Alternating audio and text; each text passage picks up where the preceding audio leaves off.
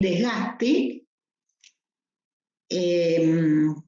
con la distancia recorrida hasta el desgaste era, no, la distancia recorrida por litro. Claro, el consumo era, la variable era el consumo, que serían kilómetros por litro, con neumáticos radiales. Este sería el gráfico que más o menos tiene una distribución bimodal, porque se ven dos picos, una distribución bimodal, y es medianamente simétrica, porque fíjense, la media es 5,7 y la mediana es 5,8. Cuando la distribución no es unimodal, como en este caso que tiene dos modas, me tengo que fijar en la media y en la mediana nada más. Como son aproximadamente iguales, digo que es aproximadamente simétrica con dos modas. Eso sería para la variable consumo con neumáticos radiales. Vamos a la variable consumo también. Con los neumáticos comunes, fíjense que tiene una media un poco menor, y es que también 5,6, 5,7 es aproximadamente simétrica. Tiene una media un poquito menor, o sea que conviene un poquito más usar los neumáticos radiales, pero es muy poquito, no es mucha la diferencia, porque acá en promedio es 5,6 y acá es 5,7. Entonces es ligeramente mayor el rendimiento, ¿no? Con los neumáticos radiales. Bien, yo hice después los diagramas, los box plots, y ahí se ve más claramente la simetría. También se ve que con los neumáticos comunes hay menor dispersión, que esa es la diferencia con los neumáticos radiales. Si bien conviene más, porque en promedio se recorre más, ¿no es cierto? Con 1 litro de nafta se recorre una distancia más larga con 1 litro de nafta con los neumáticos radiales que con los neumáticos comunes, pero es una diferencia, es muy pequeña la diferencia.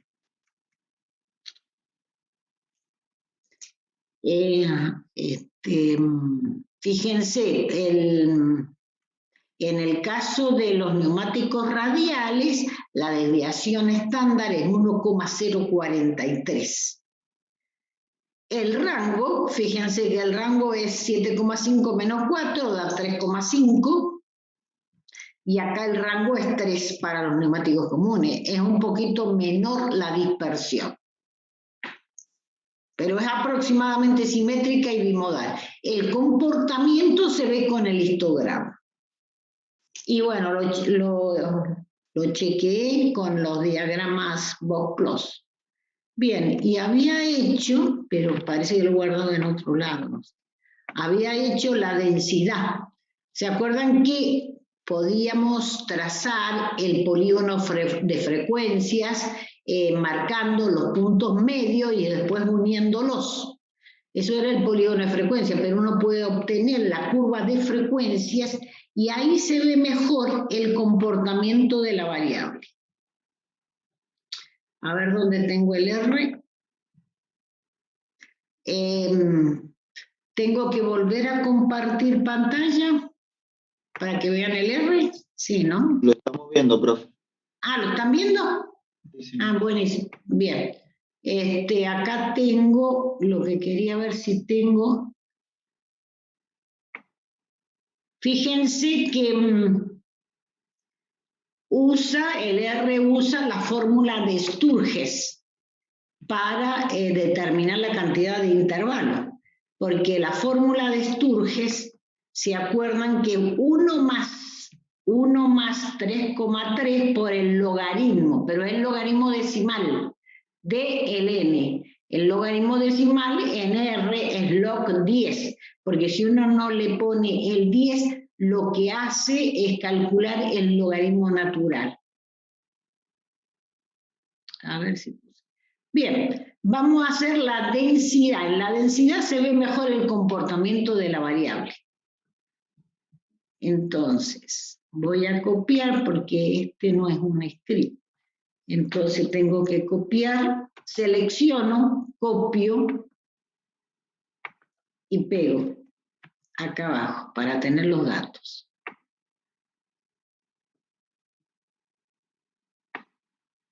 Selecciono, copio y pego.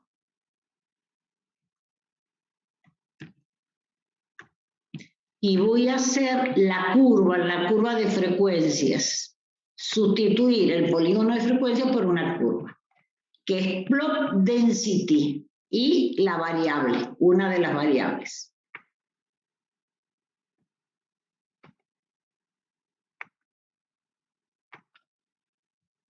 Ahí también se ve mejor el comportamiento de la variable.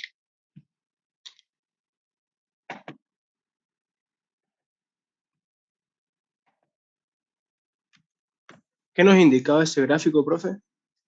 ¿Se acuerdan cuando hacíamos el polígono de frecuencias? Ese polígono de frecuencias se puede suavizar y se obtiene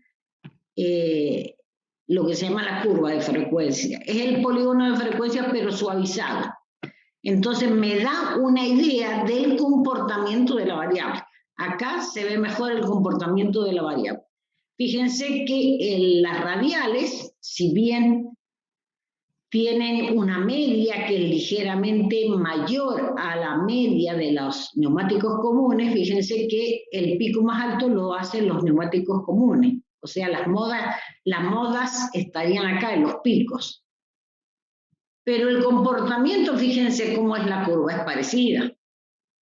Y los neumáticos radiales, que es la curva azul, se extiende más. Si ven la cola de la derecha, se extiende un poco más por la derecha. Eso se debe a que hay un poquito más variabilidad, más dispersión. ¿Se dan cuenta que el comportamiento es el mismo? Entonces, las dos distribuciones son bimodales, aproximadamente simétricas. Y la diferencia es que la mediana es ligeramente mayor, el promedio es ligeramente mayor en las radiales, y además hay un poquito, la dispersión o variabilidad es un poquito mayor también en los radiales. Eso es lo único que se puede decir.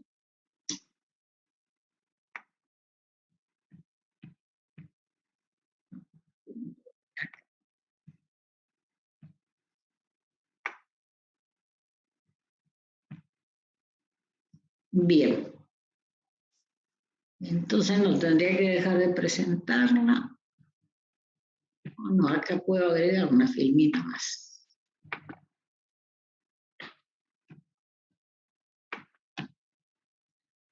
Guardar. ¿Alguna pregunta de este ejercicio?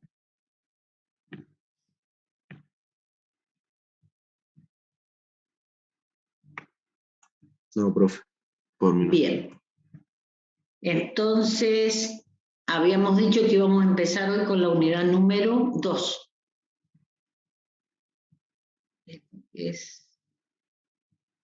Voy a sacar estas.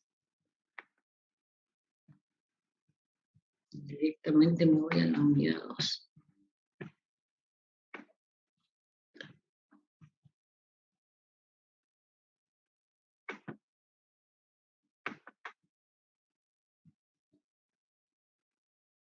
La unidad número 2, ¿a dónde está completita?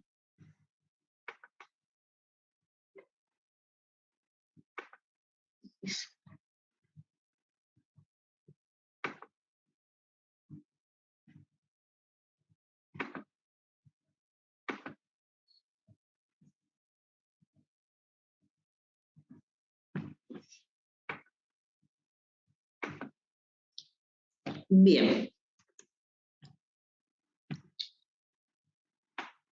Me molesta esto. Bien. En la unidad número 2 vamos a estudiar los fenómenos o experimentos llamados aleatorios. Los experimentos, fenómenos aleatorios, son aquellos cuyos resultados los conocemos después de haberlos realizado. Es decir, que son aleatorios y también se llaman a posteriori, por ese motivo, porque se desconoce el resultado. Hasta que no se realiza el experimento, no se conoce el resultado. Por ejemplo, si uno compra un número de lotería, no sabe cuál va a ser el resultado hasta que no efectúan el experimento. Estos son los fenómenos con los cuales vamos a trabajar de ahora en adelante. Si bien existen otros fenómenos, que son los fenómenos determinísticos, son aquellos que uno los conoce sus resultados antes de realizarlo. Por ejemplo, cuando uno tira un vaso con fuerza, sabe que se va a romper. O si mezcla harina con agua, ¿no? Con sal, sabe que va a ser una masa. O si mezcla un ácido con una base, creo que era, sabe de antemano que va a obtener una sal.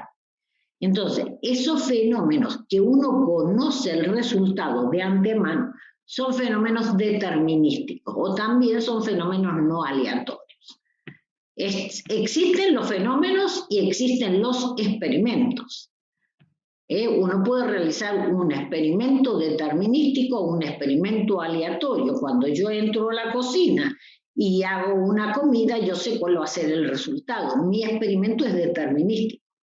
Pero si salgo a la calle y al primero que pasa le pregunto la edad, yo de antemano no sé cuántos años tiene hasta que no me conteste. Ese sería un fenómeno aleatorio.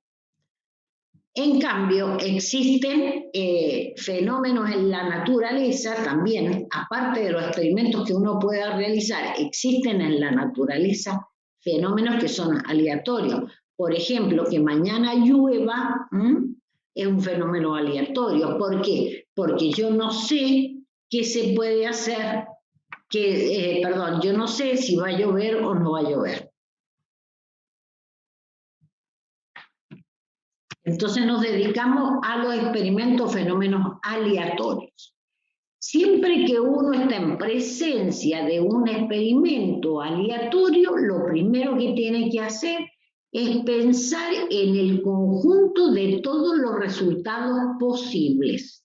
El conjunto de todos los resultados posibles se llama espacio muestral.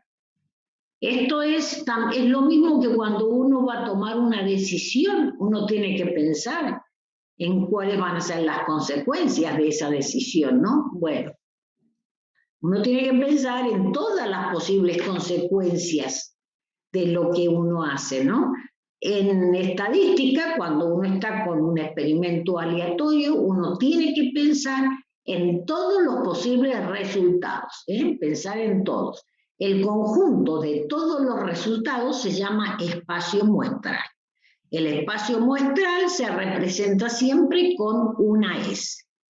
Por ejemplo, si yo considero el experimento lanzar un dado legal y observar el resultado de la cara hacia arriba, el resultado de la cara que muestra hacia arriba.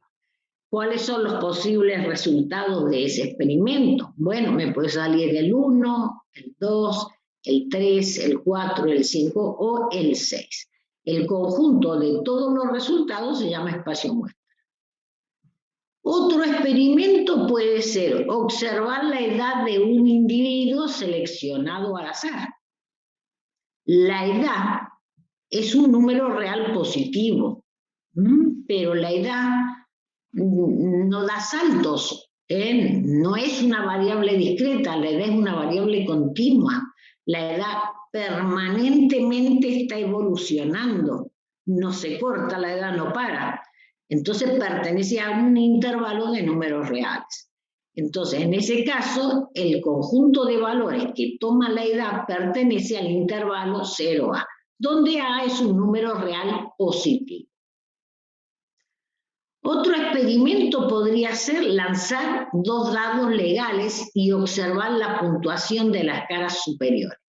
Si yo lanzo 2 dados, puede ser que el primero me muestre 1 y el segundo 1, o bien puede ser que el primero muestre 1 y el segundo 2, el primero 1 y el segundo 3, y así sucesivamente.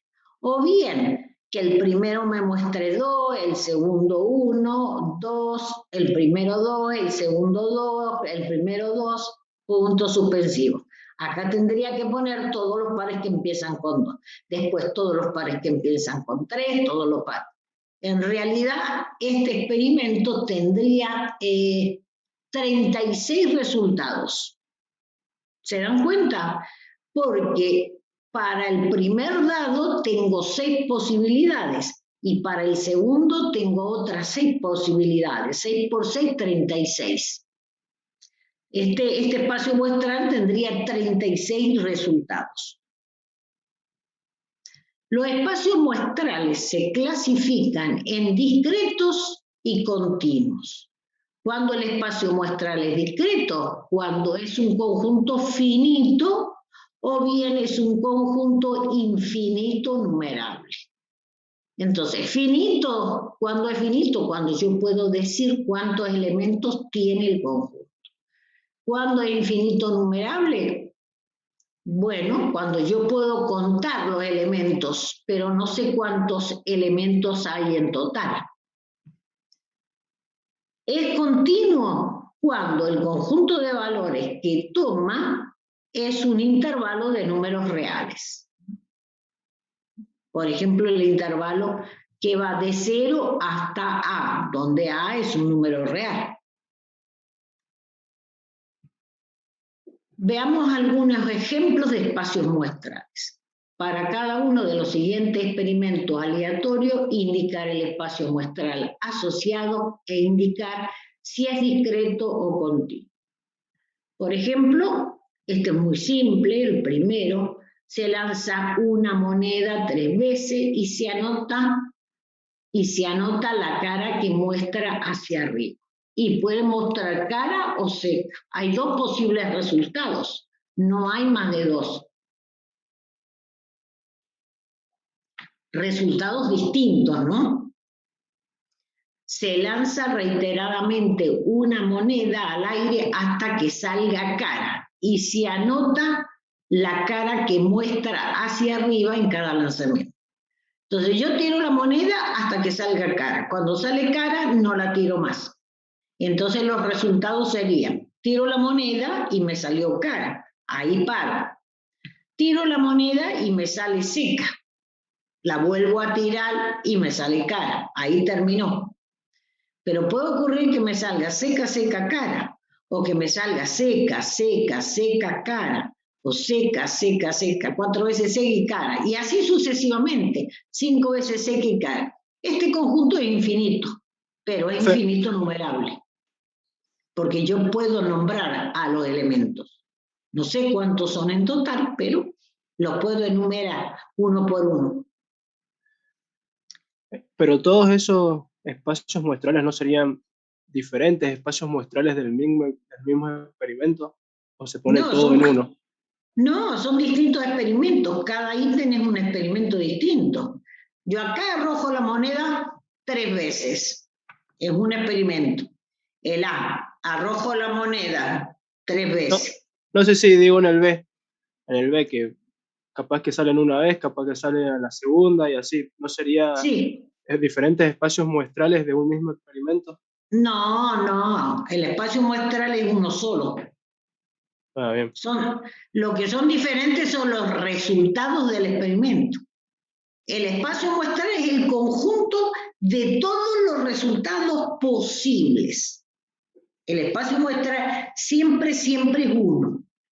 Y lo que vos estás viendo son los resultados. Este sería infinito numerable. Este espacio muestral es discreto. Como el primero es finito. El primero en el A, el conjunto es finito, entonces la variable es discreta. En el B el conjunto es infinito numerable, el espacio muestral es discreto. Después, lo que pasa es que después cuando estudiamos las variables pasa lo mismo. Las variables son discretas o continuas. Porque depende del conjunto de valores que toman. En el C se registra la proporción de alumnos que aprobaron el primer parcial de estadística. La proporción es siempre un número entre 0 y 1. Por ejemplo, si de 60 alumnos, 30 aprobaron, la proporción sería 30 dividido 60, 0,5. Y así sucesivamente. Si de 60, 10 aprobaron, entonces la proporción sería 10 sobre 60, creo que era 0,01666. La proporción con seguridad es un número del intervalo 0,1. En este caso, el espacio muestral es continuo porque es un intervalo de números reales. Y un intervalo de números reales tiene infinitos números reales que no se pueden contar. Se selecciona un habitante de Mendoza y se registra su altura en metros. Y también la altura puede ser 1,60, 1,61, 1,6108. Es un número real. No es que la altura dé saltos, como en el caso de los espacios muestrales discretos. Fíjense. Entre dos resultados no hay infinitos resultados. En cambio, en los espacios continuos siempre vamos a tener infinitos resultados que no se pueden enumerar uno por uno. Bien. Esto de discreto y continuo lo vamos a usar durante todo el curso, porque ahora hablamos de espacios muestrales discretos y continuos, pero después vamos a hablar de espacios de variables discretas y continuas. Bien, una vez que tenemos el espacio muestral, vamos a ver a qué llamamos suceso o evento. Un suceso o evento es un subconjunto del espacio muestral. Entonces, como es un subconjunto del espacio muestral, siempre el evento está incluido en el espacio muestral. Como en este caso, A es una parte del espacio muestral, A es un conjunto. Entonces, A está incluido, está dentro del espacio muestral. Ahora, los sucesos que tienen un solo elemento se llaman sucesos elementales. Por ejemplo, se lanza el dado legal. El dado legal es un dado teórico, ¿no es cierto? Porque es medio difícil en la realidad contar con un dado legal. Es decir, un dado que esté construido perfectamente de manera tal que todas las caras tengan la misma posibilidad de salir, la misma probabilidad de salir. Es un dado teórico, es como para entender esta teoría que tiene su cierto nivel de complejidad. Por eso inventamos el dado legal, la moneda legal. Vamos a suponer que lanzamos un dado legal. Los resultados posibles ya sabemos que son el 1, el 2, el 3, el 4, el 5 y el 6. Este es el espacio muestral para este experimento. Y vamos a considerar eventos de este experimento. Un evento puede ser el evento A, que sería obtener un número par, o el evento B, obtener un número impar. Entonces, si el suceso que estoy considerando es obtener un número par, el suceso A estaría formado por el 2, el 4 y el 6. Si estoy pensando en obtener un número impar, entonces estaría formado por el 1, el 3 y el 5. Fíjense que estos sucesos, que son conjuntos, desde el punto de vista matemático son conjuntos, estos sucesos no tienen elementos en común. Por lo tanto, se dice que son conjuntos disjuntos. Estadísticamente, para nosotros, los estadísticos, estos son sucesos mutuamente excluyentes. ¿Por qué decimos que son mutuamente excluyentes?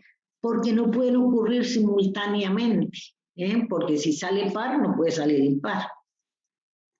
No pueden salir los dos. O sale uno o sale el otro. Ocurre un suceso o bien ocurre el otro suceso. Como acá vamos a trabajar con sucesos en esta unidad, es importante que repasemos las operaciones entre conjuntos. Entonces vamos a empezar con la unión. Por ejemplo, yo tengo dos sucesos, el suceso A y el suceso B, que son conjuntos. A unión B sería el conjunto formado por todos los elementos que están en A más todos los elementos que pertenecen a B. Entonces decimos que A unión B es el conjunto formado por X, tal que X pertenece al conjunto A o X pertenece al conjunto B. Profe, si los subconjuntos son mutuamente excluyentes, ¿la unión no estaría definida? Sí, se está definida. La unión es todo lo que está en uno más todo lo que está en otro. Por ejemplo, estos son mutuamente excluyentes. La unión sería un nuevo conjunto, porque siempre que yo realizo la unión entre dos conjuntos, obtengo otro conjunto. Ese otro conjunto que obtengo es todo lo que está de color blanco. Todo lo que está de color blanco es A unión B. No tiene que ver que estén juntos, no.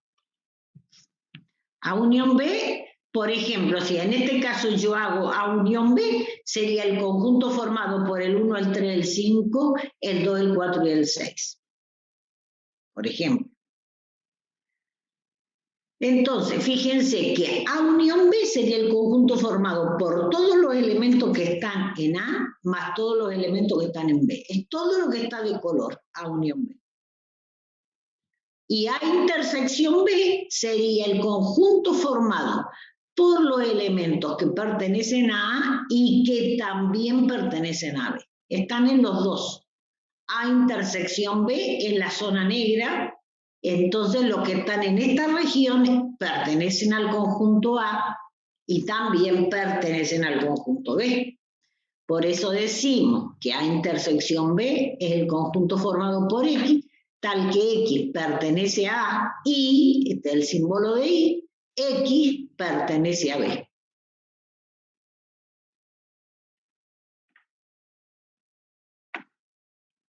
Después, otra operación es la diferencia entre conjuntos A menos B.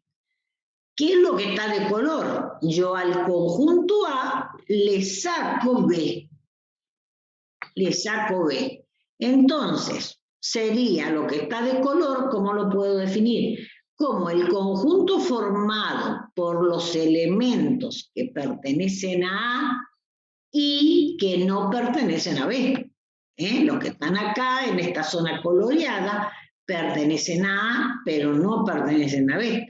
Entonces decimos que A menos B es el conjunto formado por los elementos que pertenecen a A y la intersección es y no pertenecen a B.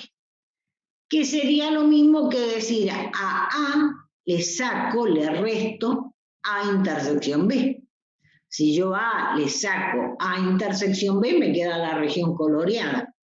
Sería lo mismo.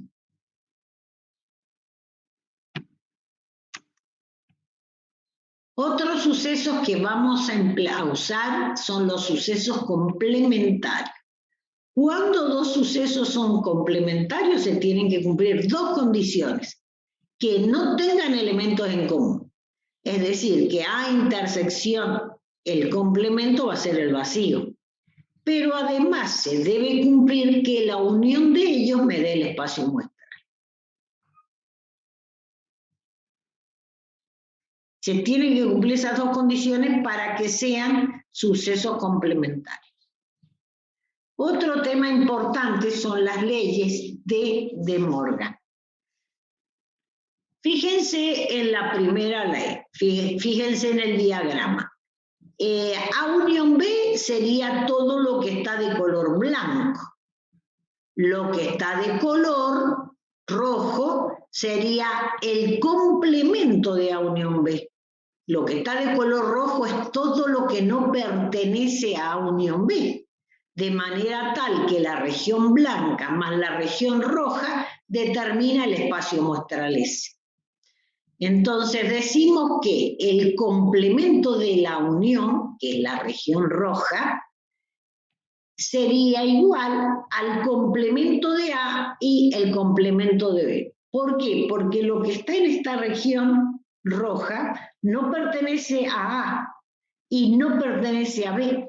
Todos los elementos que están en esta zona no están adentro de A y además no están adentro de B. Entonces, el complemento de la unión es igual a la intersección de los complementos. La segunda propiedad dice que el complemento de la intersección es igual a la unión de los complementos. Entonces, el complemento de la intersección es la región blanca. El complemento es todo lo que está fuera de la región blanca de manera tal de cubrir al espacio muestral. Fíjense, todo lo que está afuera de la intersección, o sea, en la región de color rojo, estarían todos los elementos que no pertenecen a A están en la región roja. Los elementos que no pertenecen a A están, sí. Los elementos que no pertenecen a B están, sí. Están todos los elementos del complemento de A más todos los elementos del complemento de B.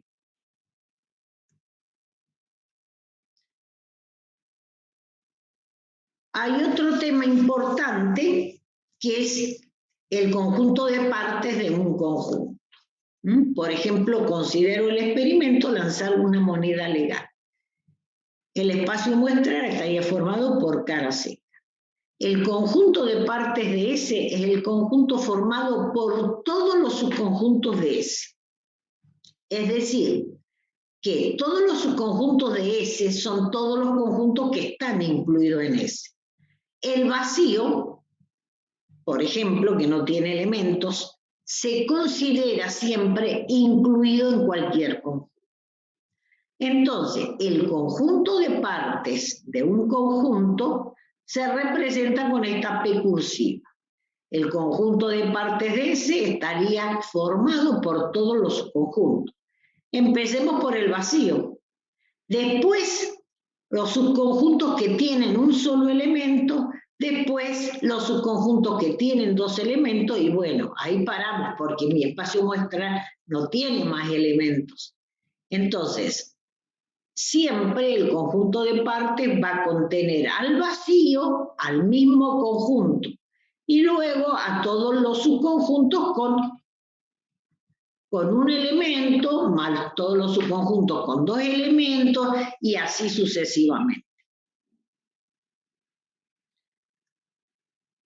Esto es a modo de repaso. Entonces, dijimos que dos sucesos disjuntos significa disjuntos que no tienen ningún elemento en común y se llaman sucesos mutuamente excluyentes o incompatibles. En estadística se usa más la palabra, se usan los dos. Últimamente se usan los dos, incompatibles o mutuamente excluyentes. Por ejemplo, si lanzamos una moneda, dos sucesos mutuamente excluyentes serían el suceso A que salga cara, el suceso B que salga seca. Si lanzamos un dado, dos sucesos mutuamente excluyentes serían que salga puntuación par, que salga puntuación impar.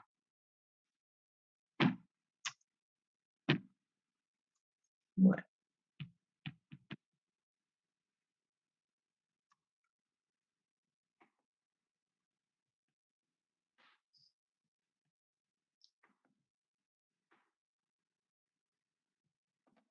Cuando tenemos dos conjuntos incluidos en el espacio muestral, tenemos que reconocer que se pueden observar cuatro regiones disjuntas.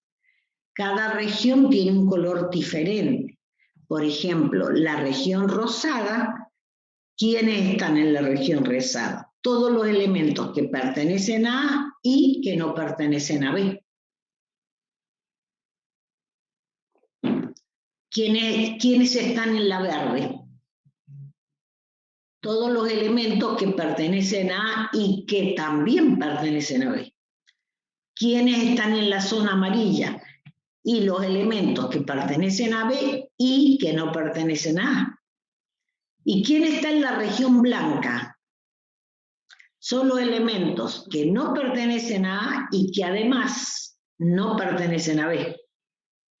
Es muy importante que ustedes reconozcan estas 4 regiones, porque cuando calculemos la probabilidad de un suceso, lo que vamos a hacer, si el suceso es complicado, dividirlo en partes que sean disjuntas. Esa es la manera de encontrar la probabilidad de un suceso, cuando el suceso tiene cierta complejidad. Otro tema a tener en cuenta son los sucesos elementales. Y tenemos que ver, tenemos que observar, por ejemplo, en el caso del lanzamiento del dado, el espacio muestral estaría formado por el 1, el 2, el 3, el 4, el 5 y el 6. Podemos observar que en ese caso el espacio muestral se podría expresar como la unión de todos los sucesos elementales. Y esto ocurre para cualquier suceso. Todo suceso se puede expresar como la unión de todos los sucesos elementales. Porque si yo tengo el conjunto que tiene al 1, o el conjunto que tiene al 2, el conjunto que tiene al 3, y así sucesivamente, y hago la unión, ¿qué me va a dar por resultado? Me va a dar por resultado el conjunto, un solo conjunto formado por el 1, el 2, el 3, el 4, el 5 y el 6. Si tenemos el conjunto A, que tiene como elemento al 2, al 4 y el 6, yo el conjunto A lo puedo expresar como la unión de sus sucesos elementales. Siempre la intersección de 2 sucesos elementales es el vacío.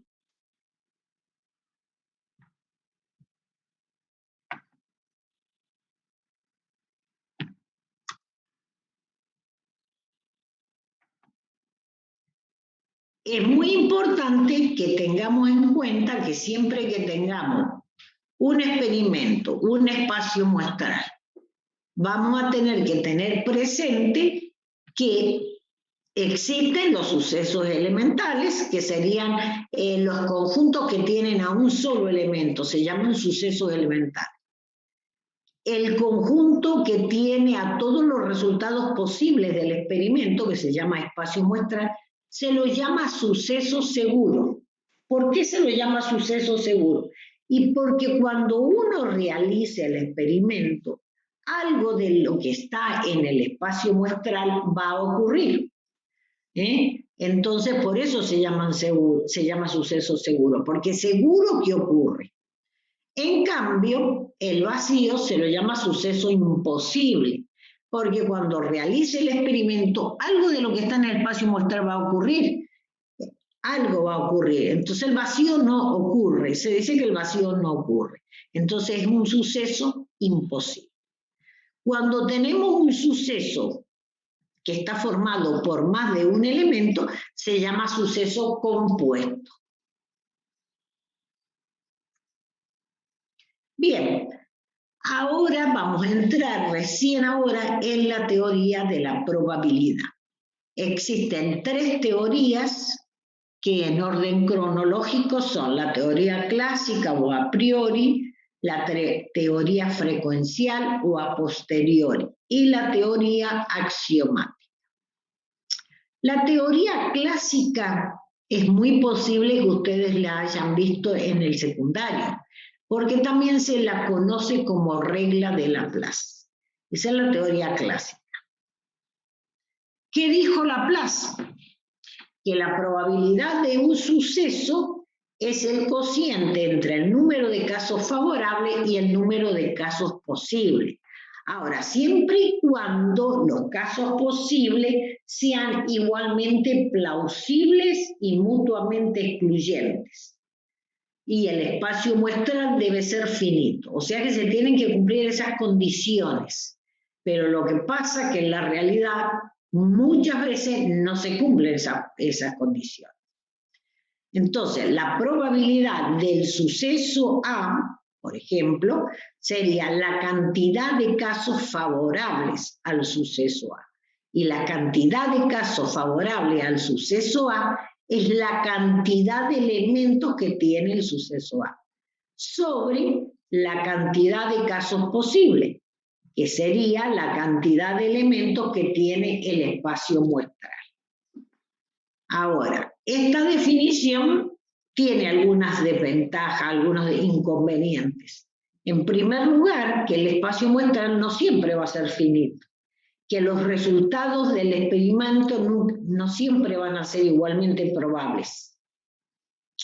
Y otro tema es que esta definición tiene un problema, porque para definir la probabilidad, usa el término plausible, y plausible significa igualmente probables. Entonces, en una definición no puedo utilizar el mismo término que pretendo definir. Entonces, tiene esos problemas. Entonces, por ejemplo, si yo lanzo un dado legal y quiero calcular la probabilidad de que me salga puntuación par, el suceso puntuación par estaría formado por el 2, el 4 y el 6. O sea que la cantidad de elementos que tiene el cardinal de A es 3. El cardinal del espacio muestral es la cantidad de elementos que tiene, es 6. Entonces, la probabilidad de A es el cardinal de A sobre el cardinal de S, que sería 3 sobre 6 igual a 0,5.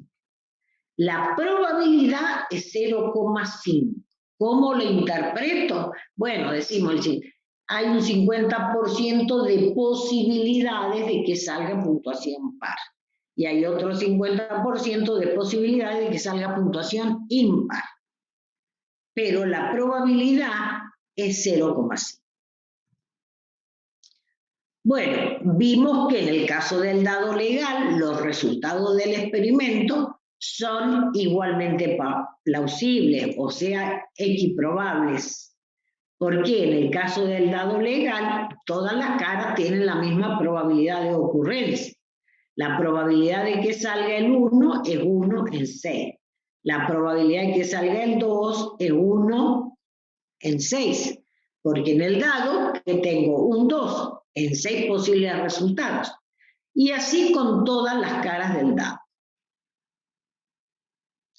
El tema es que el espacio muestral tiene que ser finito, es un requerimiento para esta definición. Es decir, que el cardinal del espacio muestral debe ser un número natural. Y las desventajas son las que ya hemos nombrado. Las desventajas que tienen son que los resultados deben ser equiprobables, que el espacio muestral debe ser finito, y además tiene la dificultad de que emplea los términos igualmente plausibles, que significa igualmente probables. Por lo tanto, no debería usar el término probabilidad en la definición de probabilidad. Vemos que los inconvenientes que tiene la definición clásica de probabilidad hacen que surja otra definición.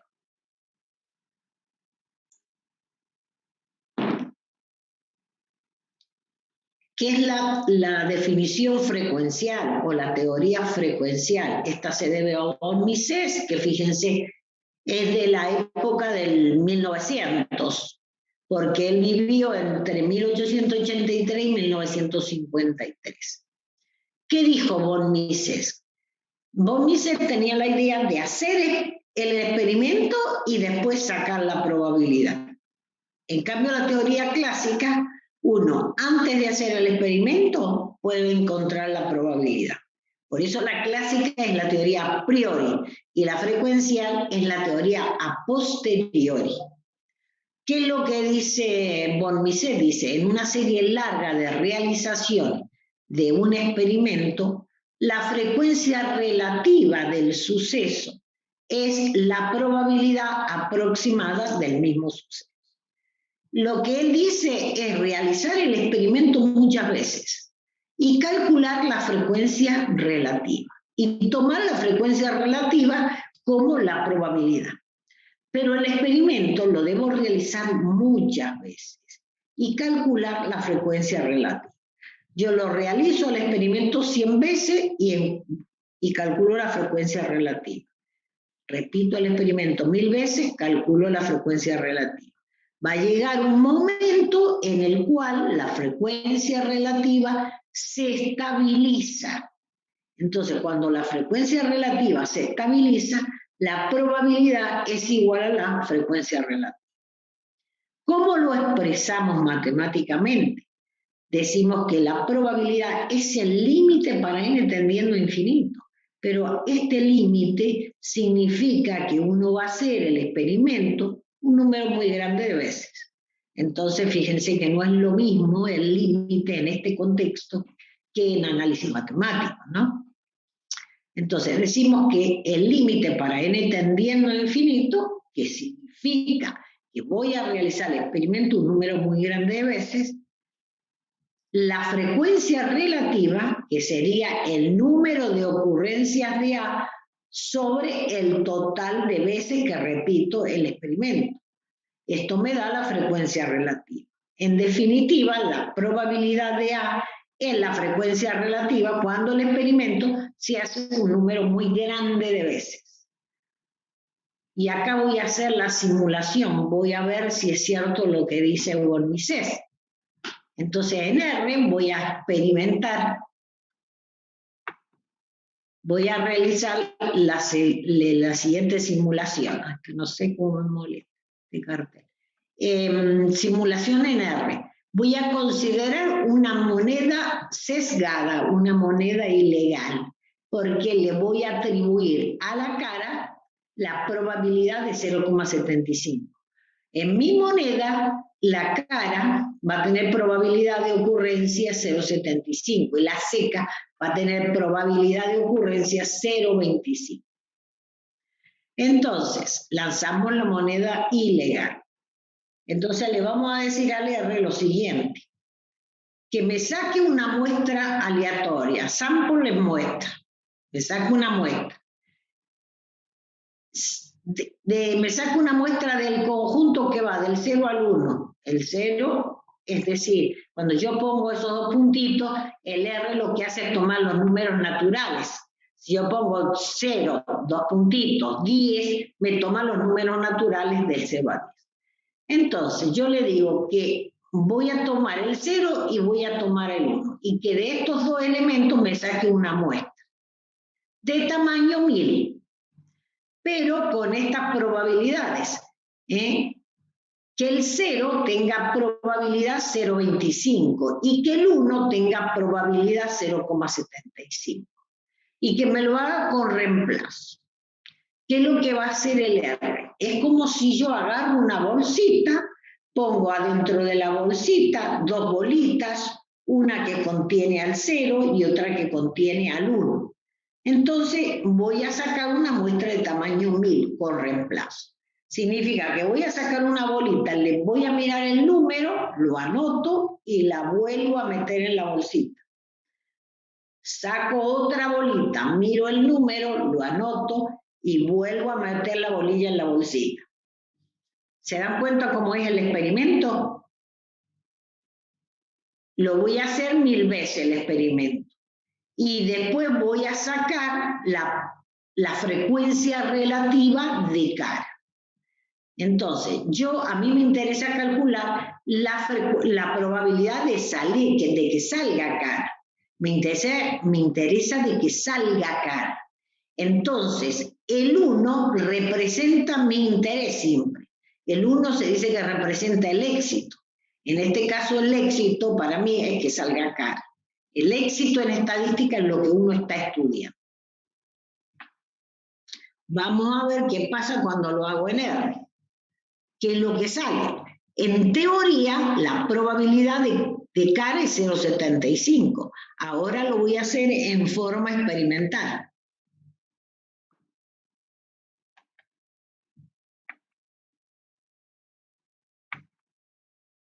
Voy a limpiar acá.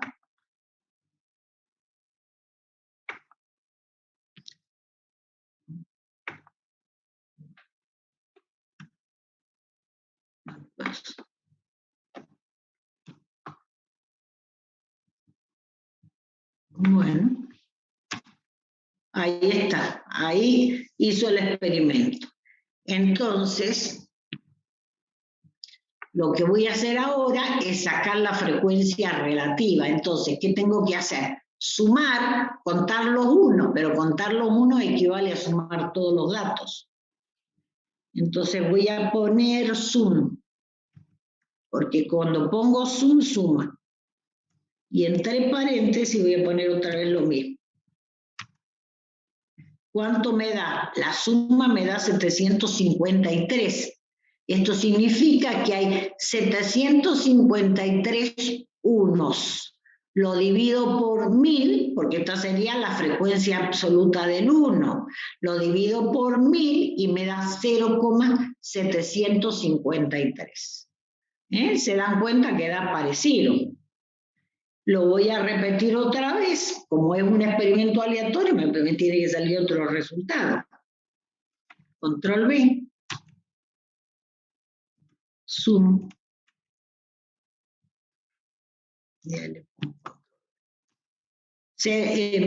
Ahora me da 0,745. O sea que la proporción de éxito o la proporción de caras es 0,745. Está muy cerca del 0,75. ¿Se dan cuenta? O sea que tenía razón. Bien, yo el experimento lo hice 1000 veces, pero lo podría hacer 100.000 veces o lo podría hacer 1.000.000 de veces, que el R lo hace. Y me va a dar un número cercano al 0,75. ¿Alguna pregunta, chicos?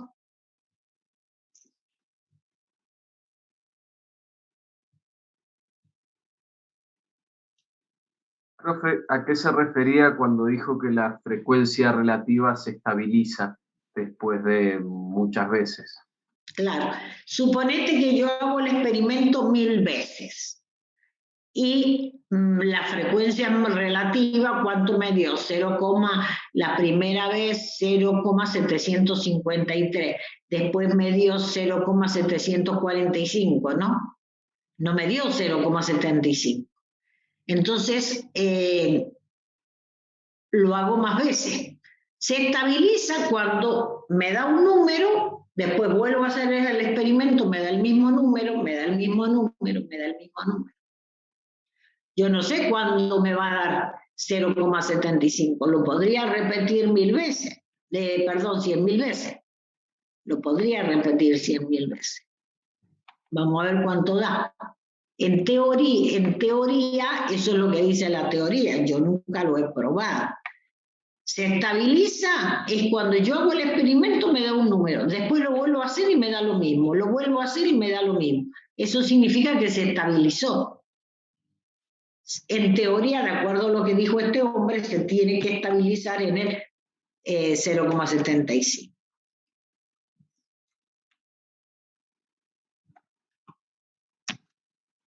Fíjense ahora, ¿cuánto me da? 0,75094. Si yo aproximo a 3 decimales, sería 0,751. Si lo hago otra vez, a ver, pongo sum. Paréntesis. Si lo hago otra vez, ahora me da 0,751. Me va cambiando. Ahora no se ha estabilizado. Se estabiliza cuando uno hace el experimento varias veces y le da el mismo resultado. Eso es lo que dijo él. Ahora, yo no lo he experimentado. Vamos a hacer más veces.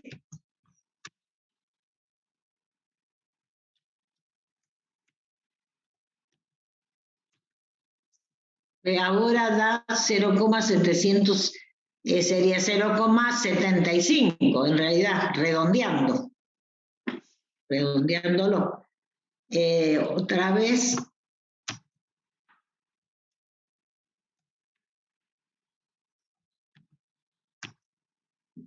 Da distinto, ven que da distinto, 0,700 sería 0,750 a 134. No se ha estabilizado porque me está dando diferentes resultados. Pero me parece que es teoría esa, nada más, porque en la realidad, no sé, tendría que hacerlo muchísimas veces, repetir experimento muchas veces, porque yo lo hice 1000. Lo hice 100.000, después lo hice 1.000.000. ¿Un millón lo hice? No sé, me parece que no. Este último no lo hice. Vamos a ver si... Parece que hice el anterior.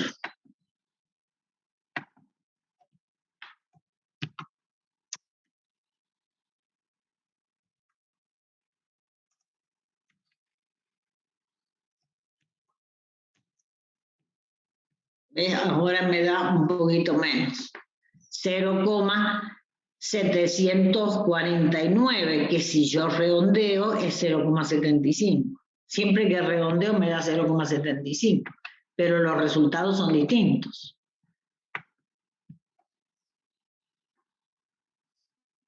Bueno, por ejemplo, en realidad la teoría que vamos a usar nosotros va a ser la teoría matemática de la probabilidad, que es la teoría axiomática, que la vamos a ver enseguida. Veamos un ejemplo para calcular probabilidades. Yo tengo un grupo de personas que he seleccionado al azar, 43 personas, y he observado en esas personas qué dietas llevan y si realizan o no realizan deportes. Fíjense que yo puedo analizar la tabla según las filas, según las columnas. Si yo analizo la tabla según las filas, la primera fila me dice que hay 20 personas que practican deportes y hay 23 personas que no practican deportes. Analicemos las columnas. Hay 14 personas que llevan una dieta donde lo que predomina son las proteínas.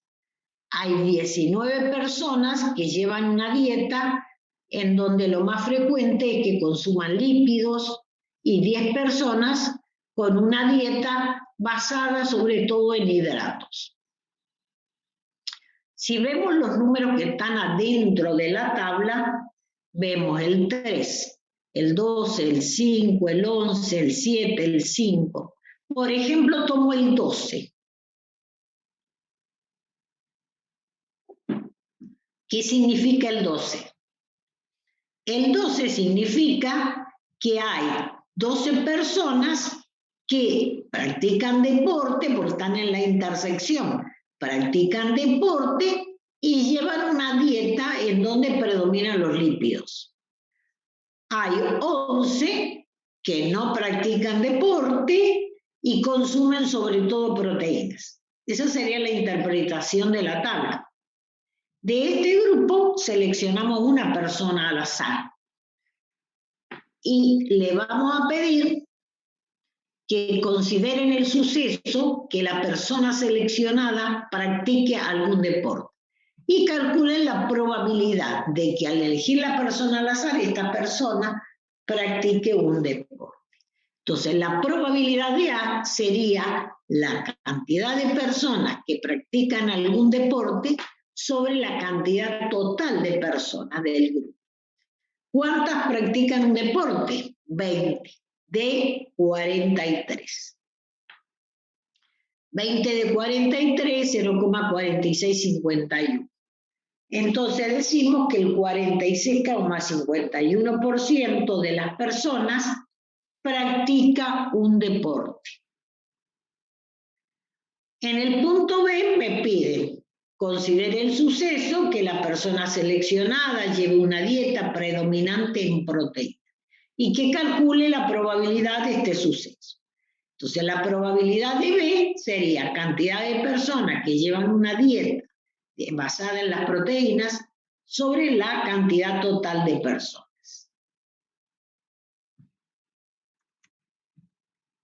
En proteínas, ¿cuántos tenemos? En total, 14 llevan una dieta basada en proteínas.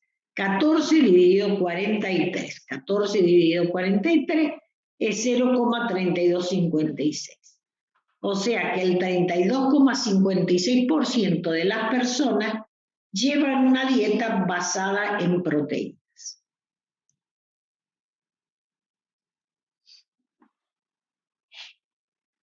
Vamos a ver ahora, porque la teoría frecuencial también tiene sus inconvenientes, porque no siempre se puede realizar el experimento, sobre todo cuando trabajamos con temas relacionados con la salud de las personas. No podemos estar experimentando con las personas,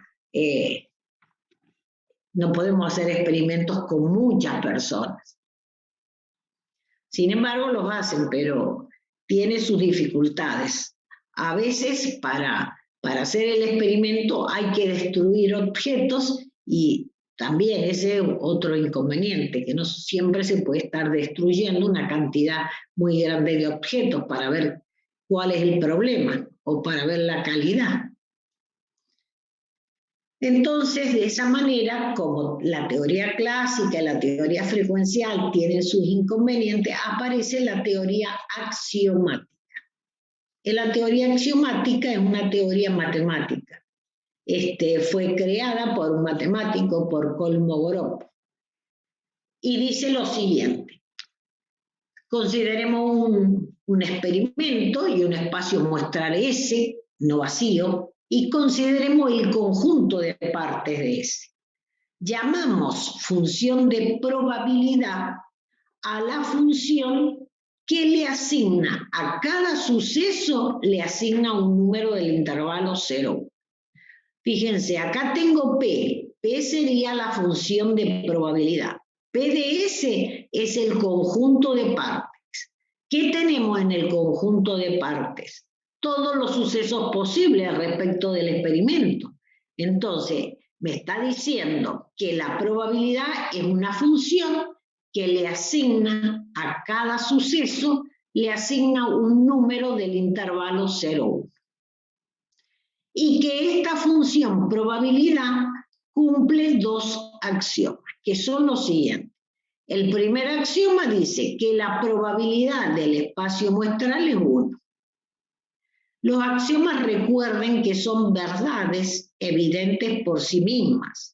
Entonces es lógico decir que la probabilidad del espacio muestral es 1 porque uno sabe que cuando realice el experimento algo de lo que está contenido en el espacio muestral va a ocurrir. Y el segundo axioma dice que si tenemos dos sucesos mutuamente excluyentes, la probabilidad de la unión va a ser igual a la probabilidad del primero más la probabilidad del segundo. Si los sucesos son mutuamente excluyentes. Es decir, que la intersección es vacío, si son mutuamente excluyentes. Y cuando yo los dibuje gráficamente, ¿cómo los voy a dibujar? Separadamente, porque no tienen nada en común. Entonces, la medida de A unión B va a ser igual a la medida de A más la medida de B. Entonces, él pensaba, tomaba la probabilidad como la medida del conjunto. Es como si estuviera midiendo un terreno. Veamos un ejemplo de aplicación del axioma 2. Por ejemplo, en el caso del lanzamiento de dos monedas legales, observamos la cara superior. Entonces, ¿cuáles serían los resultados posibles? Cara a cara, cara sello, sello cara, sello sello. Esos serían los resultados posibles del lanzamiento de dos monedas. Fíjense que en este caso los resultados del experimento son pares ordenados. Es decir, que el conjunto que tiene al par ordenado cara a cara sería un suceso elemental. El conjunto que tiene al par ordenado cara seca, otro suceso elemental. Y así sucesivamente. Yo tengo, en este caso, 4 sucesos elementales. voy a considerar el suceso A que salga cara en una moneda y seca en la otra moneda. Entonces el suceso cara estaría formado por el par ordenado cara seca, seca cara. Porque yo quiero calcular la probabilidad que salga cara en una, no, en cualquiera de las dos, y seca en la otra. Bien, entonces lo que voy a hacer es expresar al suceso A como la unión de dos sucesos mutuamente excluyentes. Entonces yo al suceso A lo puedo expresar como la unión de un suceso elemental y el otro suceso elemental. Estos sucesos son mutuamente excluyentes, porque si sale cara en la primera y seca en la segunda, no es lo mismo a que salga seca en la primera y cara en la segunda. Esos sucesos no pueden ocurrir simultáneamente, son mutuamente excluyentes.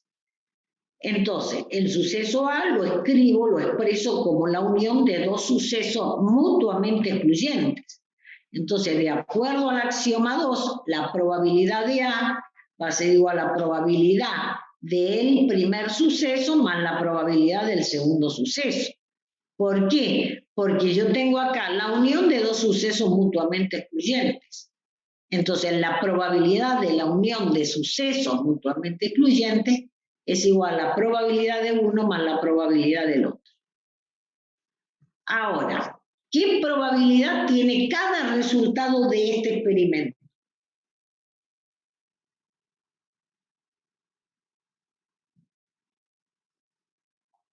Si todas las monedas son legales, entonces todos tienen la misma probabilidad de ocurrencia. Como el espacio muestral tiene probabilidad 1, entonces la suma de las probabilidades de cada uno de ellos me tiene que dar 1. Por lo tanto, tiene que ser, cada resultado tiene probabilidad 1/4.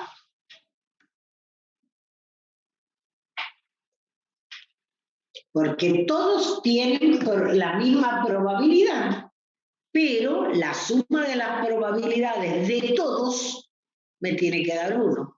Entonces, cada uno de ellos tiene que ser 1/4. También lo puedo pensar así. La probabilidad de que salga seca cara es un resultado 1 de 4. Es 1 de 4 porque son igualmente probables. Como son igualmente probables, puedo hacerlo de esa manera. Bien, entonces dijimos que la probabilidad es una función que le asigna a cada suceso, le asigna un número del intervalo 0,1 y que cumple dos axiomas. Que la probabilidad del espacio muestral es 1 y que la probabilidad de la unión de sucesos mutuamente excluyentes es igual a la suma de las probabilidades de esos sucesos. Bien, a partir de esa definición se pueden demostrar algunas propiedades. Una propiedad puede ser la siguiente: la probabilidad del vacío es igual a 0. Otra propiedad dice que si tenemos un par ordenado, bueno, fíjense, este par ordenado, este P significa que tengo un espacio muestral y que voy a considerar la función probabilidad. Este par ordenado se lo llama espacio de probabilidad. Tengo un espacio de probabilidad. Cuando digo tengo un espacio de probabilidad, significa que al realizar un experimento tengo un espacio muestral y tengo una función de probabilidad. Tengo esos elementos. Entonces, si tengo un espacio de probabilidad y considero un suceso A que pertenece al conjunto de partes de S, ocurre lo siguiente: que la probabilidad del complemento de A es igual a 1 menos la probabilidad de A. Tengo A, fíjense en el diagrama, y tengo su complemento. Yo sé que la probabilidad de A más la probabilidad del complemento me tiene que dar 1. porque la probabilidad de todo el espacio muestral es 1. Entonces la suma de los dos me tiene que dar 1. Por lo tanto, la probabilidad del complemento es 1 menos la probabilidad de A. Otra propiedad importante es cuando tenemos un suceso A incluido en otro suceso B, que pueden llegar a ser iguales. No se descarta la posibilidad. Entonces, tengo un suceso A incluido o igual a B. Como la probabilidad es la medida del conjunto, obviamente yo veo en el gráfico que la medida de A es menor o igual a la medida de B. Y entonces, como uno hace una representación, no sabe, no sé yo cuántos elementos tiene A y cuántos elementos tiene B. Puede ser que tenga la misma cantidad y sí puede ser. Pero lo tengo que dibujar de esta manera. Evidentemente, la medida de A va a ser menor o igual a la medida de B. Por eso decimos que la probabilidad de A es menor o igual a la probabilidad de B. Acá hay una demostración, pero nosotros no vemos demostraciones en este curso. Les aviso para que sepan que no se les piden demostraciones. Por eso yo no me detengo en demostraciones matemáticas. Otra propiedad importante es la siguiente. Si yo tengo un suceso A incluido en un suceso B, que podría llegar a ser igual, B menos A sería la zona verde, La zona verde es B menos A. B menos A, ¿qué hacen ustedes para medir esta zona verde? Y yo mediría todo B, después mido A y después resto. Por eso decimos que la probabilidad de B menos A es igual a la probabilidad de B menos la probabilidad de A. Mido B, mido A y después resto. Bien, esta es una pregunta que me hizo un alumno y bueno. Por ejemplo, la unión, se lo voy a aclarar, la unión de A y B, cuando son disjuntos, la unión es todo lo que está de color, no es que no exista. La unión de A con B es lo coloreado ahí. Entonces, la pregunta es, ¿A está incluido en A unión B? Sí, porque A unión B es todo lo de color y A está dentro de esa región de color, sí. Entonces yo puedo considerar que A está incluido en A unión B. Luego, A está incluido en A unión B. Luego, la probabilidad de la unión menos A va a ser igual a la probabilidad de la unión menos la probabilidad de A. Pero la probabilidad de la unión es probabilidad de A más probabilidad de B. Menos probabilidad de A me queda, ¿qué me queda? Probabilidad de B. Una pregunta que me hizo un alumno, por eso está desarrollada. La quinta propiedad, que está la demostración, tengo acá abajo la demostración, pero no es necesario que ustedes la estudien, dice lo siguiente. La probabilidad de A unión B es igual a la probabilidad de A, sería como medir el conjunto rojo, la probabilidad de A, más la probabilidad de B es como medir el conjunto de color lila. Pero ¿qué pasa? Cuando yo mido A, después mido B y lo sumo, esta región la estoy tomando dos veces. A intersección B está adentro de A y está dentro de B. Por ese motivo la tengo que restar. Por ese motivo tengo que restar A intersección B. Bien. Veamos un ejemplo. Bueno, el mismo ejemplo, en donde hemos clasificado a las 43 personas de acuerdo al deporte que practican y de acuerdo a la dieta que llevan. Y yo quiero calcular la probabilidad de que al elegir una persona al azar, esa persona practique algún deporte o bien lleve una dieta basada en proteínas. Entonces quiero calcular la probabilidad de A unión B. La probabilidad de A unión B es la probabilidad de A más la probabilidad de B menos la probabilidad de A intersección. La probabilidad de que practique algún deporte, que sería la probabilidad de A, es 20 en 43. La probabilidad de que lleve una dieta basada en proteínas es 14 sobre 43. Y la probabilidad de que practique deporte y lleve una dieta basada en proteínas, la probabilidad de que ocurran las dos cosas, cuántas personas hacen algún deporte y llevan una dieta rica en proteínas, son 3. 3 sobre 43. Esa sería la probabilidad de la intersección. Haciendo la cuenta, nos da 0,7209. Es decir, que el 72,09% de las personas consideradas practican algún deporte o llevan una dieta basada en proteína o ambas cosas. Esa es la probabilidad de la unión. ¿Alguna pregunta antes de seguir? Sí, yo, profe. Sí. ¿Por qué restamos la probabilidad de la intersección? Porque vos, por ejemplo, vos suponete que medís, mira, en el gráfico te vas a dar cuenta. Si yo mido al conjunto A, mido todo lo que está de rojo, mido todo al conjunto A. Después mido al conjunto B, todo lo que está de lila.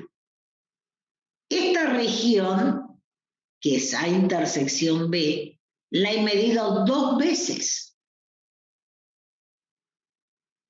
Ah, clarísimo. Clarísimo. Gracias. La he medido 2 veces, entonces la tengo que sacar una vez. Gracias. Bien, bien. Bien. Fíjense que cuando yo aplico fórmula de A unión B, digo probabilidad de A más probabilidad de B menos probabilidad de la intersección. Ahora, la probabilidad de la intersección se llama probabilidad conjunta. Probabilidad de la intersección es probabilidad conjunta. Es la probabilidad de que ocurran las dos cosas simultáneamente. En el caso anterior, la probabilidad conjunta sería la probabilidad de que la persona practique un deporte y consuma proteínas. Esa probabilidad son 3 personas que cumplen con los dos requisitos. Sería 3 sobre 43. Y 3 sobre 43, 0,0698. Esa es la probabilidad de la intersección. Bien. Vamos a hacer un ejercicio del práctico 2 antes de seguir avanzando con la teoría. En el ejercicio 2.2 dice verificar si las siguientes afirmaciones son correctas. Justificar la respuesta. Primero, la probabilidad de que una muestra de agua de pozo extraída para la elaboración de hormigones contenga cloruros es de 0,08 y la probabilidad de que no contenga cloruros es 0,82. Hay que decir si es correcta esa afirmación o no y por qué. Yo tengo un suceso, un suceso sería que el agua contenga cloruros. El otro suceso que aparece es que el agua no contenga cloruros. Son sucesos complementarios. La suma de las probabilidades de sucesos complementarios me debe dar 1.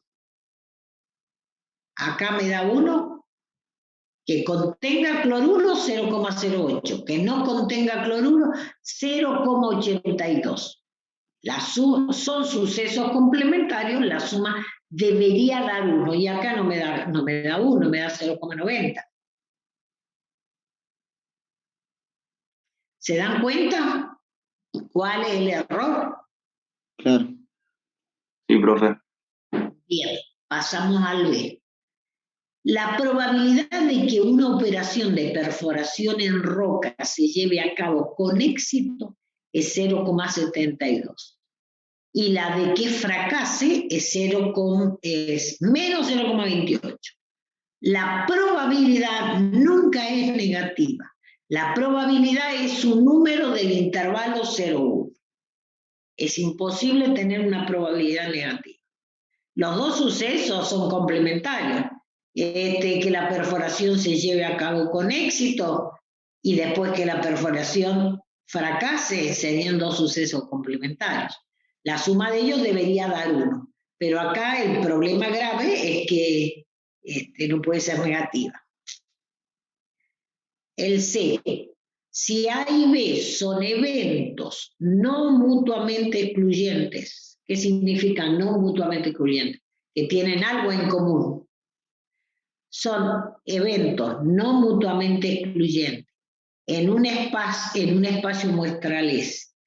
Y se tiene las probabilidades, probabilidad de A, probabilidad de B y probabilidad de la intersección. Y después me preguntan por la probabilidad del complemento, la C esa es la probabilidad del complemento de la unión.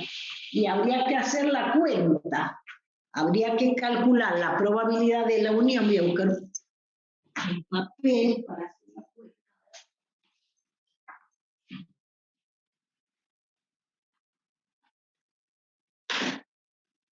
Entonces, hagan la cuenta de la probabilidad de la unión. A ver, la probabilidad de A unión B sería la probabilidad de A, 5 sobre 10, más la probabilidad de B, 4 sobre 10, menos la probabilidad de la intersección, 1 sobre 10. Eso me da 8 sobre 10. 8 sobre 10 es la probabilidad de la unión. Entonces la probabilidad del complemento es 2 sobre 10. Es 2 sobre 10. O sea que está mal. ¿Una consulta? Sí. En este caso, la probabilidad de A y la probabilidad de B sumadas no tienen que dar 1, ¿sí o sí? No. La probabilidad de la unión tenemos que aplicar la fórmula. ¿Por qué van a dar 1? Si no son... No. Claro, no, pregunto por el ejercicio anterior. Pero es diferente el ejercicio anterior. El ejercicio anterior los sucesos son complementarios, acá no. Está bien, gracias, profe.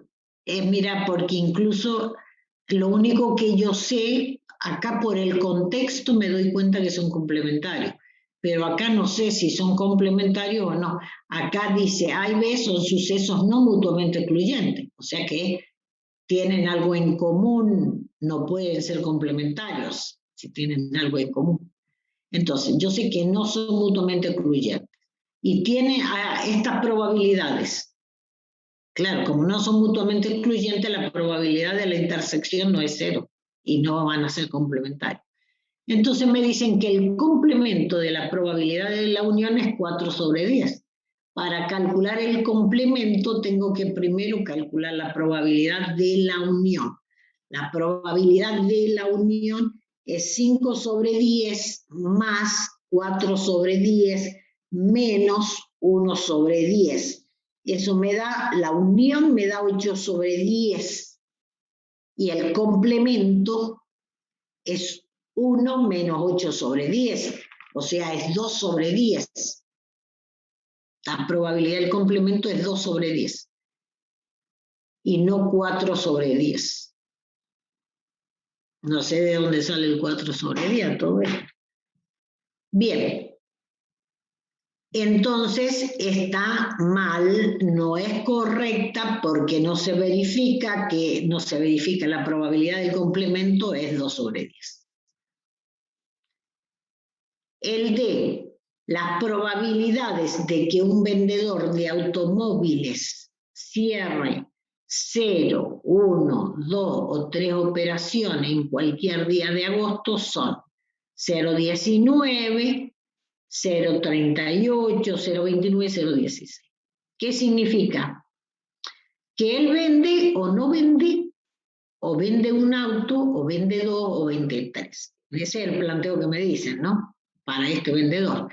Entonces, la probabilidad de 0 es 0,19. La probabilidad de 1 es 0,38. La probabilidad de 2 es 0,29. La probabilidad de 3 es 0,16. O sea, los sucesos elementales serían 0, 1, 2, 3. Entonces, la suma de las probabilidades de los sucesos elementales me debería dar 1. Hagan la suma a ver cuánto da. Da más de 1. Da más de 1. 1,02. Bien, entonces está mal porque en realidad la suma de las probabilidades de los sucesos elementales debe dar 1. Después dice, la probabilidad de que mañana llueva es 0,40. De que no llueva es 0,55. Esos sucesos, ¿cómo son? Son complementarios, que llueva, que no llueva. La suma me debería dar 1, y ahí no da 1, da 0,95. En el F, las probabilidades de que una impresora cometa 0, 1, 2, 3 o 4 o más errores en la impresión de un documento son respectivamente 0,19, 0,35, 0,45, menos 0,20 y 0,30. Hay un error porque no puede ser negativa la probabilidad. El G, un experimento arroja 3 resultados posibles que se excluyen mutuamente. O sea, hay 3 resultados, no hay más, y que son mutuamente excluyentes. Las probabilidades asignadas a esos resultados son 1/3, 1/3 y 1/3.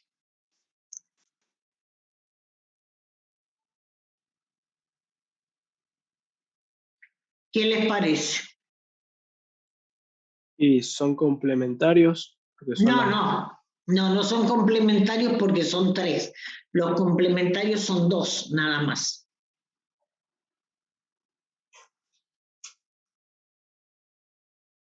Puede ser, esa puede ser, porque la suma me da 1, pero estoy pensando que también podrían ser otros números que sumados me den 1. 3 números que no sean iguales, que sumados me den 1.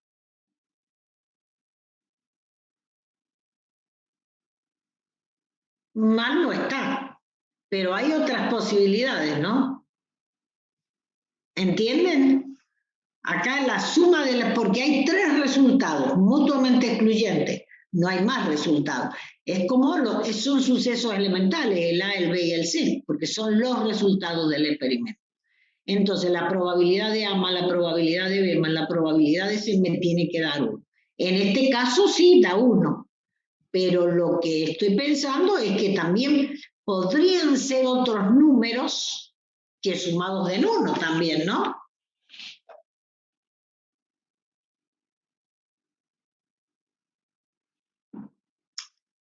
Podríamos buscar 3 números que sumados den 1 y que no sean eso. Mal no está, pero no es la única solución, ¿no? Eso es lo que habría que aclarar. Si bien es correcto, cumple, pero podría ocurrir que las probabilidades fueran diferentes siempre y cuando la suma de ellas nos dé 1. ¿Alguna pregunta?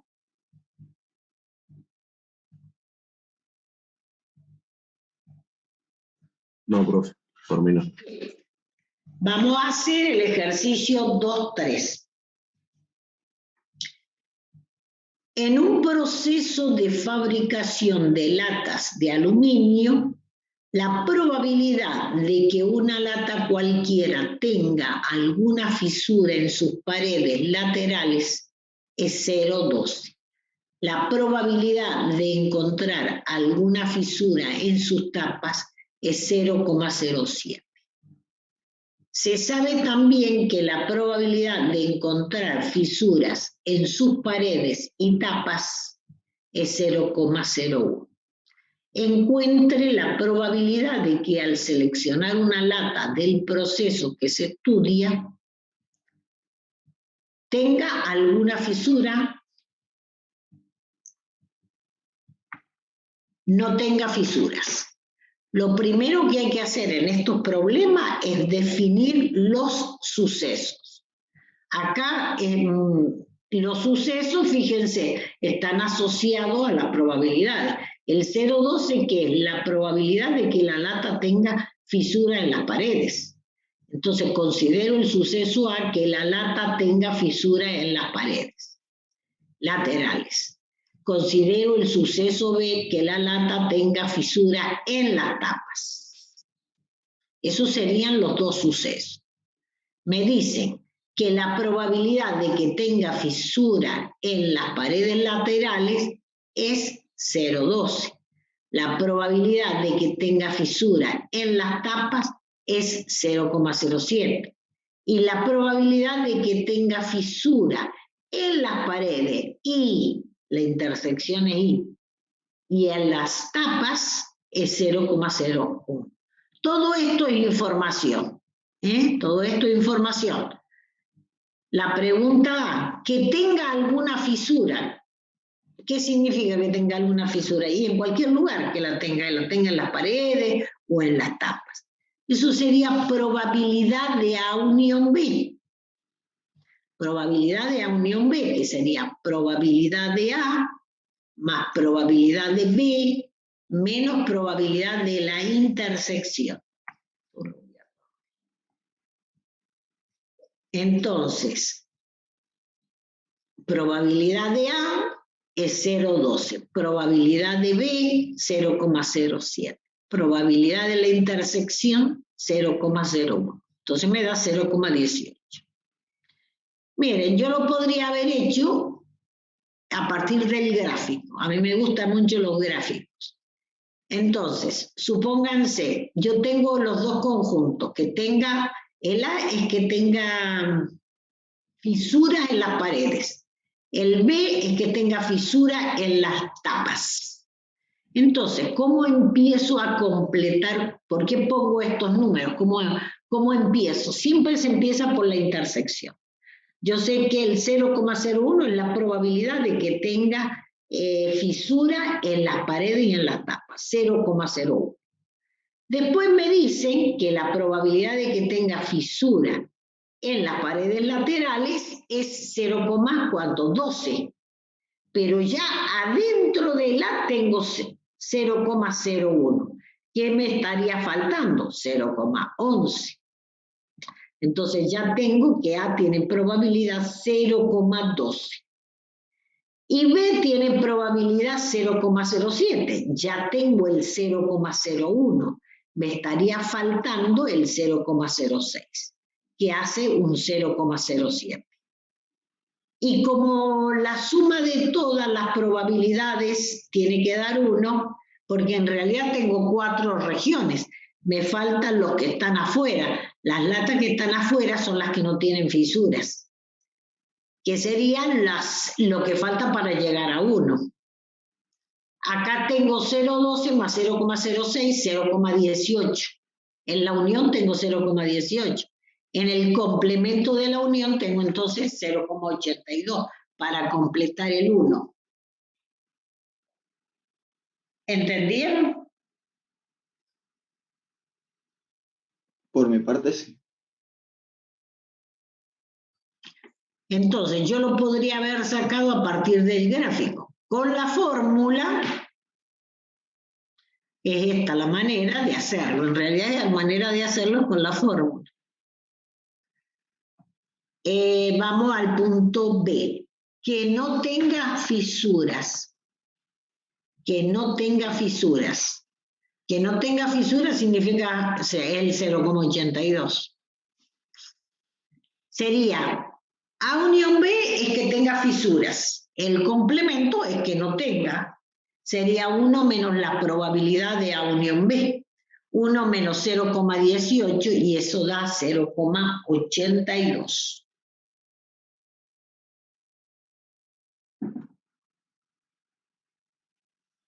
Ese es el ejercicio 2.3. ¿Alguna pregunta?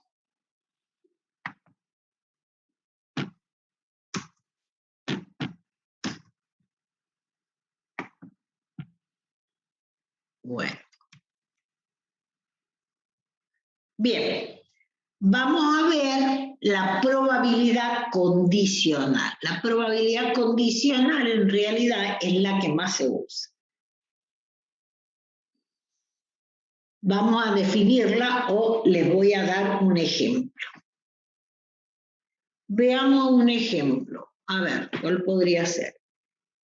Supongamos que ahora alguien los busca, alguien los ha venido a buscar, pero ustedes no lo han atendido porque están ocupados. Entonces viene la mamá y les dice, te vino a buscar un varón. Entonces, ¿cuál es el espacio muestral de ustedes? Pero ustedes no saben quién lo vino a buscar. Hay incertidumbre. Hay incertidumbre, no sé quién me vino a buscar, porque me dijeron me vino a buscar un varón. Entonces, ¿ustedes qué piensan? Piensan en todos los posibles varones que pueden haber venido a buscarlo. Ese sería el espacio muestral de ustedes. Pero si en lugar de decirles, te vino a buscar un varón, les dicen a ustedes, te vino a buscar un varón, sí, un chico que tiene entre 18 y 20 años, más no tendrá. ¿Cuál es el espacio muestral? El espacio muestral son las personas que tienen entre 18 y 20 años que ustedes conocen. ¿Hay una reducción del espacio muestral? Sí. ¿Por qué se reduce el espacio muestral? Porque tengo más información. Tengo menos incertidumbre. Entonces, cuanto más información tengo, es mejor. Tengo menos incertidumbre. Y mi espacio muestral se reduce. ¿Estamos de acuerdo, no? Es importante la información. Cuando uno tiene más información, tiene menos incertidumbre. Lo interesante de acá es que cuando yo tengo más información, mi espacio muestral se reduce, se achica. Vamos a ver la definición de probabilidad condicional. Dice lo siguiente, dado el suceso B, tal que B debe ser un suceso que tenga probabilidad no nula, tiene que tener probabilidad distinta de 0. Entonces ocurre que para cada suceso A, la probabilidad condicional de A dado B se dice, o de A sabiendo que ocurrió B. A mí me gusta más decir A sabiendo que ocurrió B. Y se escribe, se denota de esta forma. Probabilidad de A, rayita, una rayita, B.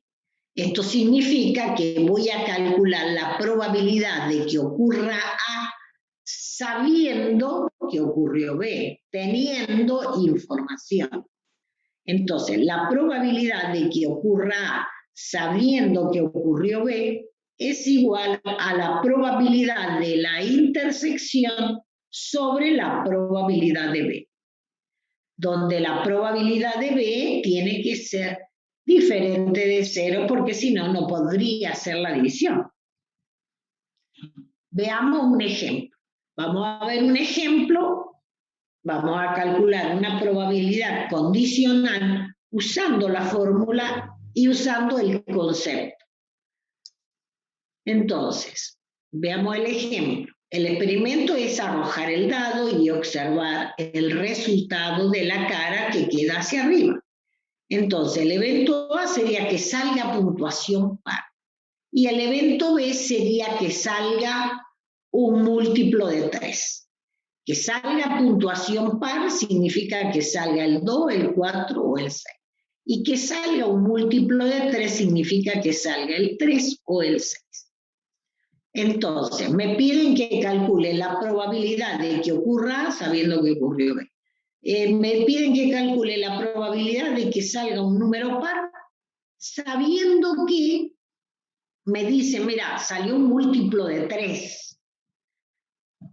¿Qué probabilidad hay de que salga un número par?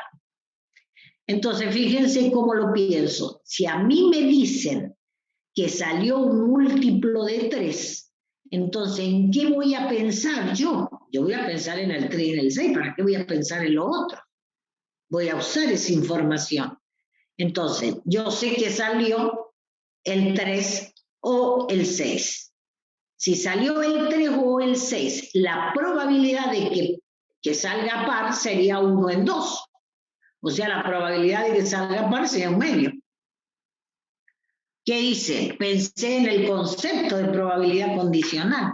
No apliqué ninguna fórmula y me dio un medio. Vamos a aplicar la fórmula. La fórmula dice que la probabilidad condicional es igual a la probabilidad de la intersección A intersección B. A tiene como elementos al 2, al 4 y al 6. B tiene como elemento al 3 y al 6. La intersección, ¿qué me da la intersección? El 6 nada más.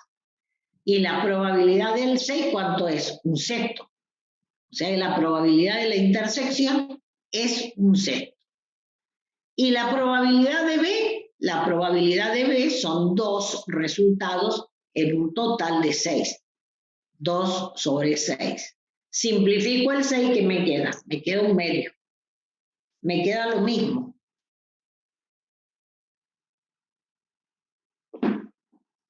Entonces, puedo aplicar el concepto de probabilidad condicional o bien la fórmula. Y muchas veces, muchísimas veces, uno puede aplicar el concepto y no enredarse con la fórmula.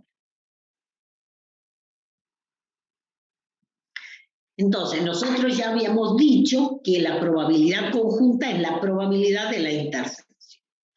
Yo ahora tengo la fórmula de la probabilidad condicional. Por ejemplo, tengo la fórmula de la probabilidad condicional de A dado B, que sería la intersección sobre la probabilidad de B. Ahora, si yo cambio el orden, si yo quiero calcular la probabilidad de B dado A, sería la probabilidad de la intersección sobre la probabilidad de A. ¿Se dan cuenta que si yo cambio el orden, no es lo mismo?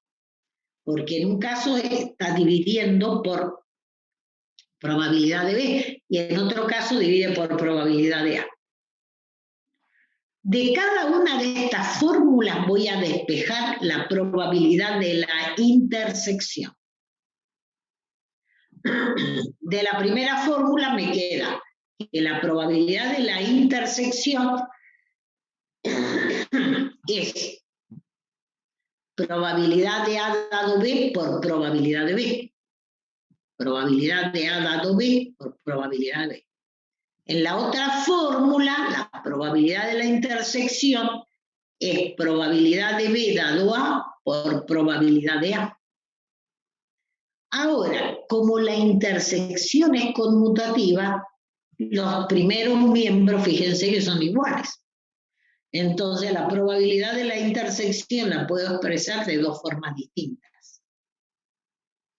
La probabilidad de la intersección puede ser probabilidad de A dado B por probabilidad de B o probabilidad de B dado A por probabilidad de A.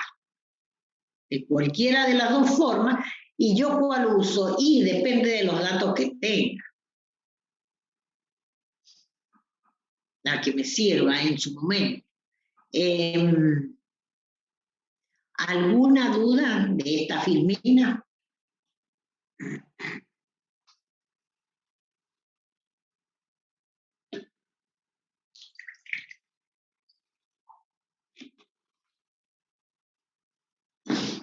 Profe, ¿podría dar un ejemplo de... no sé si iba a dar un ejemplo de la intersección. ¿Cómo? A ver. No, le iba a preguntar si podía dar un ejemplo, pero después vi que iba a dar un ejemplo de esto. Sí. El mismo ejemplo, pero me piden cosas diferentes. Se selecciona una persona al azar y se sabe que lleva una dieta rica en proteínas. Ya tengo información. Sé que lleva una dieta rica en proteínas. Entonces, el espacio muestral se reduce al conjunto de las personas que llevan una dieta rica en proteínas. Luego, la probabilidad de que la persona realice algún deporte es la probabilidad de A. Tengo que calcular la probabilidad de que la persona realice algún deporte. Pero me dan como información que esa persona lleva una dieta rica en proteínas. Entonces, yo cuando tengo una tabla no aplico la fórmula, porque yo sé que llevo una dieta rica en proteína y me voy a los que llevan una dieta rica en proteína, que son 14. 14 llevan una dieta. Y de esos 14, ¿cuántos practican un deporte? 3.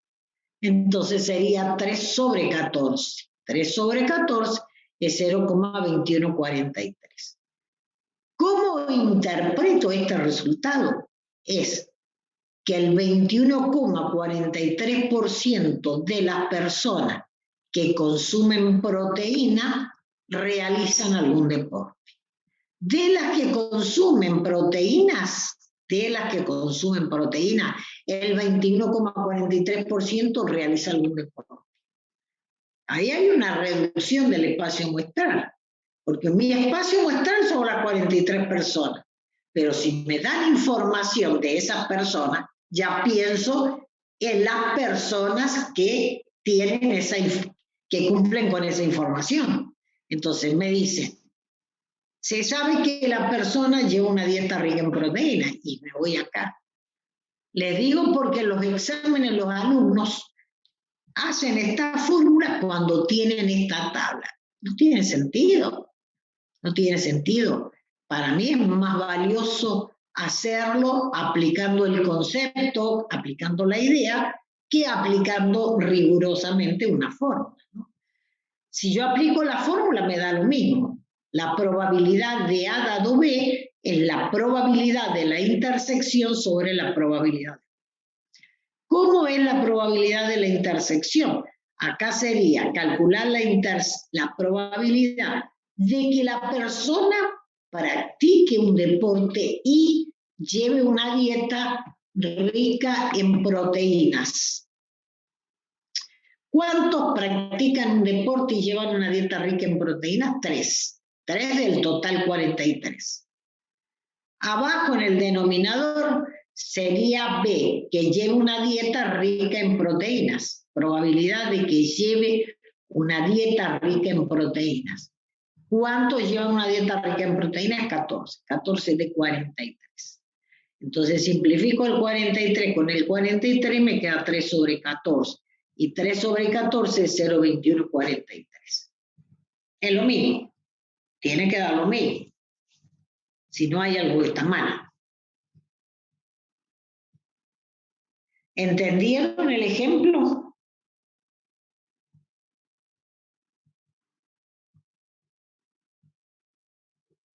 Sí, profe.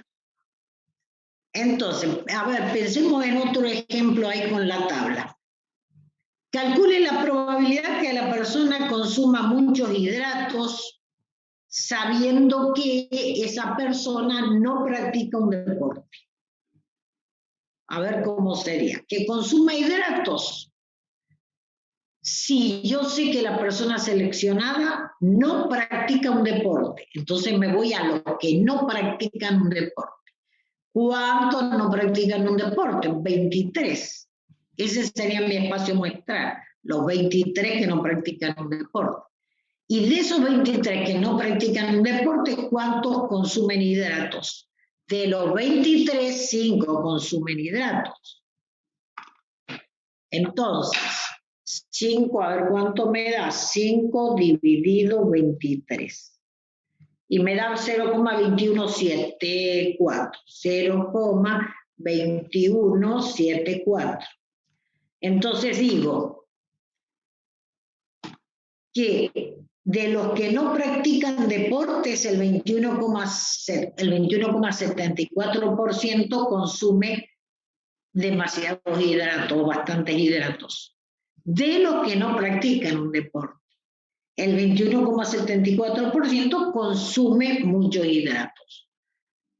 Entonces, siempre que uno habla de un porcentaje, lo tiene que hacer la referencia. ¿El 21% de qué? ¿Se dan cuenta? Cuando no tengo ningún conocimiento, siempre el porcentaje es respecto del total del espacio muestral. Entonces se divide por el total siempre, salvo que sea una probabilidad condicional, porque con la probabilidad condicional se reduce el espacio muestral. Si no, siempre fíjense que se divide por 43. Siempre se divide por 43. Salvo que tenga una probabilidad condicional.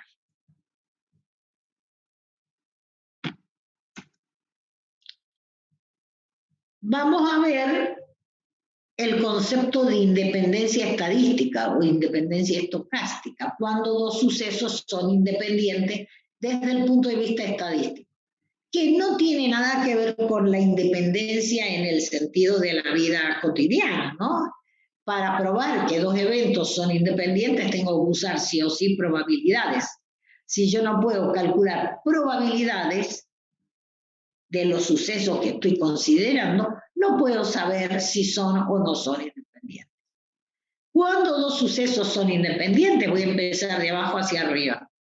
Cuando la ocurrencia de uno de ellos no influye o no modifica la probabilidad de la ocurrencia del otro. Entonces, la probabilidad de que ocurra B, sabiendo que ocurrió A, es igual a la probabilidad de que ocurra B.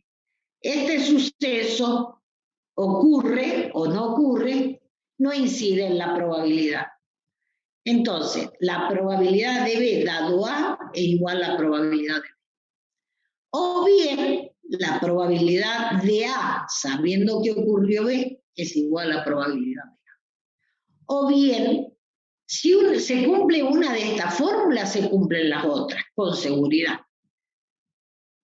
O bien, otra fórmula que cumplen los sucesos independientes es que la probabilidad de que ocurra A y ocurra B es igual a la probabilidad de A por la probabilidad de B. La probabilidad de la intersección es igual al producto de las probabilidades cuando son independientes. Si no, no. Ojo que nosotros vimos la fórmula. Miren, la probabilidad de A intersección B es probabilidad de A dado B por probabilidad de B. Esa fórmula es sagrada, se cumple siempre. Lo que ocurre es que si los eventos son independientes, la probabilidad de A dado B es igual a la probabilidad de A. Me queda probabilidad de A por probabilidad de B. Pero ojo con eso, que también lo veo mucho en los exámenes. Esta fórmula es válida únicamente para sucesos independientes. Porque no sé por qué automáticamente probabilidad de A intersección B, probabilidad de A por probabilidad. No, eso vale para los eventos independientes. ¿Por qué vale para los eventos independientes? Porque la fórmula verdadera es probabilidad de A dado B por probabilidad de B. Pero probabilidad de A dado B es igual a ¿qué? A probabilidad de A, como dijimos antes. Yo les voy a pedir que hagamos un recreíto.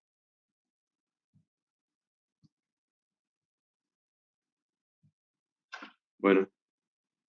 Un recreito de 15 minutos, así alcanzan a tomar algo si quieren. Bueno, profe.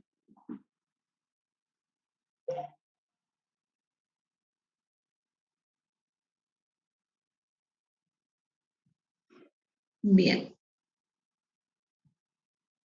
¿Nos salimos de la reunión, profe, y volvemos a entrar? No se salgan, por favor, no. A ver, ¿dónde estaba? Esto es su.